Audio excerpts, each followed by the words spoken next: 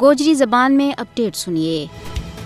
مقبوضہ جموں کشمیر میں G20 جیسا اجلاس کشمیریوں کے واسطے کوئی بھی حیثیت نہیں رکھتا، کیونکہ وہ ویشانہ بھارتی قبضہ میں لگاتار مشکلات اور مصیبتوں کو شکار ہیں اور اس مشکلات میں دن بدن بعد ہوتا جا رہی ہے۔ بھارت مقبوضہ جموں کشمیر کے بھی G20 جیسا بین الاقوامی اجلاس کے ذریعے نہ تو اپنا قبضہ نہ مضبوط کر سکے اور نہ اپنا ناپاک ایجنڈا نہ پورا کرنے کے کدے بھی کامیاب ہو سکے، اور نہ ہی کشمیریوں کی آواز نہ دباؤ کے واسطے بھارت کامیاب ہو سکے۔ وہ تسلیم کیے ہوئے متنازع علاقوں جموں کشمیر میں کسی بھی قسم کا اجلاس اس کا زمینی حقیقت نہ بٹا نہیں سکتا۔ مقبوضہ جموں کشمیر کے بیچ معمول کی زندگی اور امن کو براہ راست تعلق کشمیریاں نہ انہوں کو حق خود ارادیت دوڑن کے بیچ ہے۔ کشمیریوں کی امیدوں کے مطابق تنازع کشمیر کا حل دے بغیر جنوبی ایشیا کے بیچ پائیدار امن کو قیام ممکن نہیں ہے۔ تنازع کشمیر کے اوپر بھارت کی ہردرمی پرامن جنوبی ایشیا کی راہ کے بیچ سب سے بڑی رکاوٹ ہے۔ اقوام متحدہ کی قراردادوں کے باوجود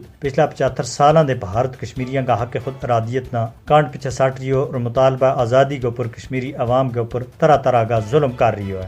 G20 اور دوجا عالمی طاقتانہ متنازع علاقہ کے بیچ میٹنگ کرنے کے بجائے کشمیریوں کے نال حق خود ارادیت کا حوالہ دے کیا ہوا اپنا وعدہ نہ پورا کرنا چاہیے اور بھارتی بندوقوں دے انہوں نے آزادی دوڑن کے واسطے اپنا فرض ادا کرنا چاہیے۔ اقوام متحدہ نے جنوبی ایشیا کے بیچ امن قائم کرنے کے واسطے تنازع کشمیر نہ فوری طور کے اوپر حل کرنے کے واسطے اپنی کوشش بروئے کار آننی چاہیے۔